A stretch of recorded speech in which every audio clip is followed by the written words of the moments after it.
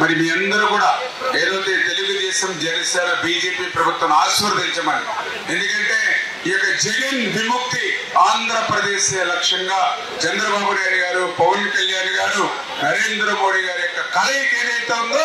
ఈ రాష్ట్రానికి ఒక భవిష్యత్తులో ఒక మేలు కలయికగా ఉండేటువంటి విధంగా మీరందరూ కూడా కృషి చేయాలి. అందుచేత మీరందరూ కూడా మరి ఏదైతే మరి మన శ్రీనివాస్ వర్మ గారు, ఎందుకంటే ఆయన కూడా చాలా మంచి వ్యక్తి, మంచి చదువుకున్నటువంటి వ్యక్తి, విద్యావంతుడు, నాకు లాగానే మంచి కష్టపడేటువంటి వ్యక్తి, అందరికీ అందుబాటులో ఉండేటువంటి వ్యక్తి. 2014లో నేను ఎమ్మెల్యేగా ఒక సామాన్యమైన వ్యక్తిగా మరి పోటీ చేసినప్పుడు మీరు ఆశీర్వదిస్తే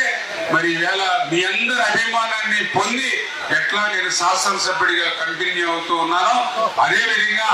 ఈ రోజు ఒక సామాన్యుడిగా, ఒక కార్యకర్తగా మనలో ఒకటిగా వచ్చినటువంటి పార్లమెంట్ సభ్యుల్ని ఈ 2024లో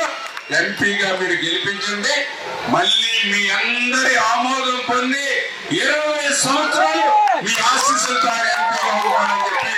ఆ రకంగా పనిచేసుకుంటారని చెప్పి మీ అందరికీ కూడా తెలియజేసుకుంటూ, కమలం గుర్తుకు ఓటేద్దాం, బీజేపీని గెలిపిద్దాం.